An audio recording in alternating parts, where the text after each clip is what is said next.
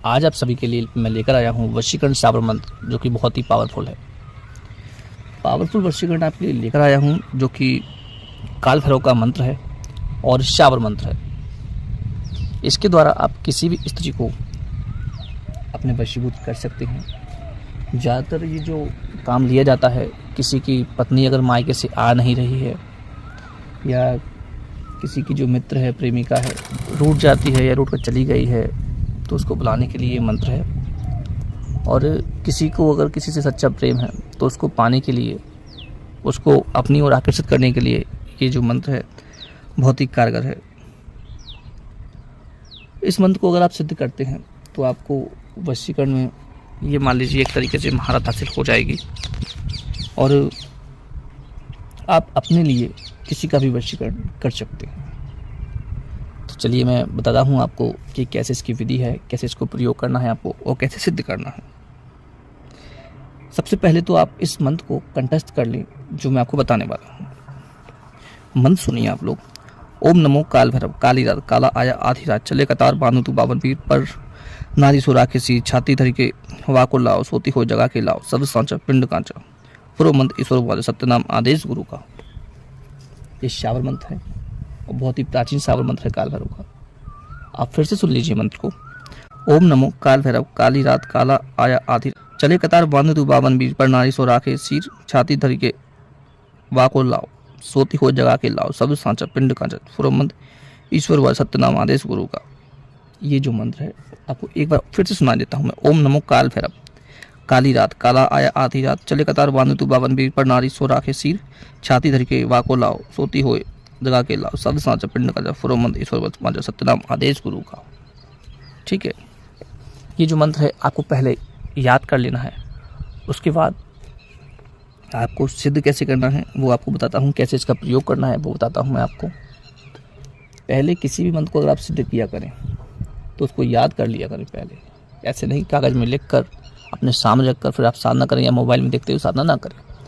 उसको पहले कंठस्थ कर लें एक बार, उसके बाद ही साधना पर बैठें। और फिर आपको देखना है कि होली या दिवाली या ग्रहण जो कभी भी रविवार को पड़ रहा हो, रविवार को कभी ये पड़ रहा हो, उस समय आपको एक पेड़ देखना है, अरंडी का पेड़, जिसके छोटी छोटी कांटों वाली बॉल लगती हैं, एरंड, उसका पेड़ आपको देखना है, जिसकी डाली लाल रंग की होती हैं, वो आपको देखना है।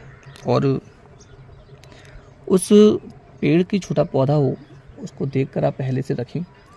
और रात्रि के समय आप जाएं, चाहे तो दिवाली की रात हो, होली की रात हो या ग्रहण की रात हो, और निर्वस्त्र होकर, आपके तन पे कोई कपड़ा नहीं रहना चाहिए, निर्वस्त्र होकर उसकी डाली को या उस पेड़ को एक झटके में आप उखाड़ कर और लेके आना है। और उखाड़ने के लिए आपको बाएं हाथ का प्रयोग करना है। और घर से ही आप जब निकलें उसे उखाड़ने के लिए, तो इस मंत्र का आपको जाप करते हुए जाना है। मन ही मन इसका जब बताते हुए इस मंत्र का आप जाप करते हुए जाएंगे।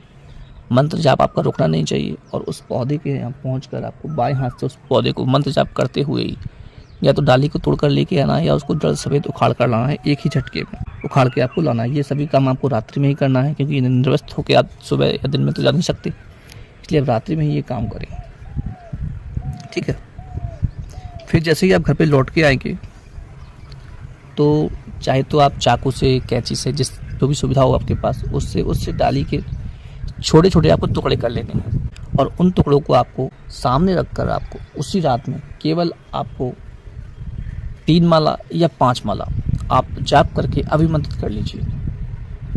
उन टुकड़ों को आप, माला आप कोई भी ले लें, आसन कोई भी चल जाएगा, केवल दीपक लगाकर, धूप लगाकर, और सामने जो किसी तख्ते पर एरंड की जो लकड़ियाँ आप काट के लाए हैं उसके छोटे छोटे टुकड़े कर उनको सामने रखकर 3 माला या 5 माला आप जाप करके उनके ऊपर फूंक मार दीजिए। बस हर माला खत्म होने के बाद फूंक मार दीजिए, तो वो अभिमंत्रित हो जाएंगे। अब जैसे मान लो किसी को आपको वशीभूत करना है, किसी को वश में करना है अगर आपको, तो इस लकड़ी के टुकड़े को केवल और केवल 21 बार आपको अभिमंत्रित करना है, एक टुकड़े को।